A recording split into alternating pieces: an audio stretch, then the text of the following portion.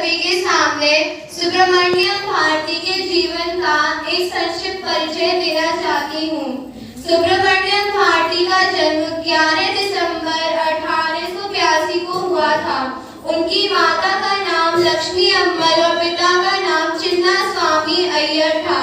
5 वर्ष की आयु में ही उनकी माता का देहावसान हो गया था। उनकी माता की मृत्यु के कारण सुब्रमण्यम भारती अत्यंत दुखी थे।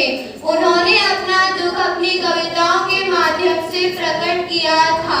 7 वर्ष की आयु में उन्होंने तमिल भाषा में अपनी कविताएं लिखना प्रारंभ कर दिया था। उनकी काव्य पद्धति से प्रभावित होकर अनेक विद्वानों ने 11 वर्ष की आयु में उनका नाम भारती रखा था। सन 1886 में उनका विवाह चिन्नम्मा से हुआ था। उनके विवाह के 1 वर्ष बाद उनके पिता का देहावसान हो गया था। उनके पिता के देहावसान के बाद सुब्रमण्यम भारती के कंधों पर उनके परिवार का पूरा भार आ गया था। उन्होंने अपने पिता की मृत्यु के बाद वे अपने बुआ के गांव वाराणसी में चले गए थे। वहां उन्होंने हिंदू एवं संस्कृत का अध्ययन किया था। वाराणसी में उन्होंने काशी एवं यहाँ की संस्कृति का अध्ययन भी किया था। उन्होंने वाराणसी में 1 वर्ष रहने के बाद वे अपने गांव वापस आ गए थे। जब बंगाल में बंगभंग नामक आंदोलन हुआ था तो सुब्रमण्यम भारती ने उसमें अपना सहयोग दिया था। सभी लोग उनके सहयोग से अत्यंत प्रसन्न थे। सुब्रमण्यम भारती ने एक दैनिक जागरण पत्र का भी संपादन किया था जिसका नाम इंडिया था। उस समाचार पत्र के माध्यम से उन्होंने अंग्रेजी शासन के खिलाफ आग उगलना शुरू कर दिए थी। इसके बाद अंग्रेजी शासन ने इंडिया नामक समाचार पत्र को बंद करा दिया था। सुब्रमण्यम भारती को तमिल भाषा के राष्ट्र कवि की उपाधि वहां के लोगों ने दी थी।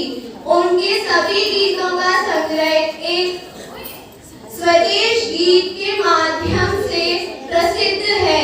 सभी लोगों ने स्वदेश गीत का स्वागत किया और सुब्रमण्यम भारती को राष्ट्र कवि की उपाधि प्रदान की।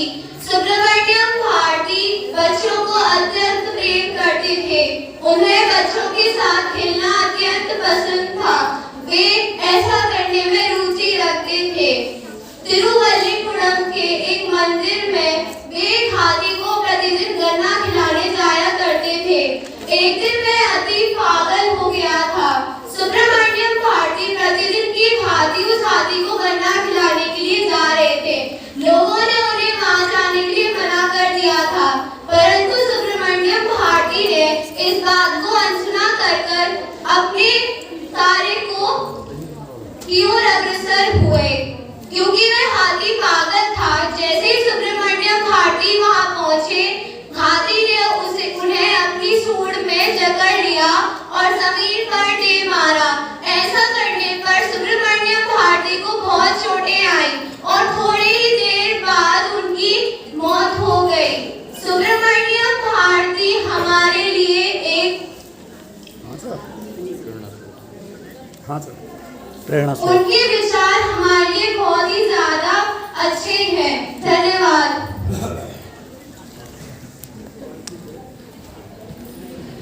बहुत अच्छी प्रस्तुति। एक बार स्काउट टाइम गुरु।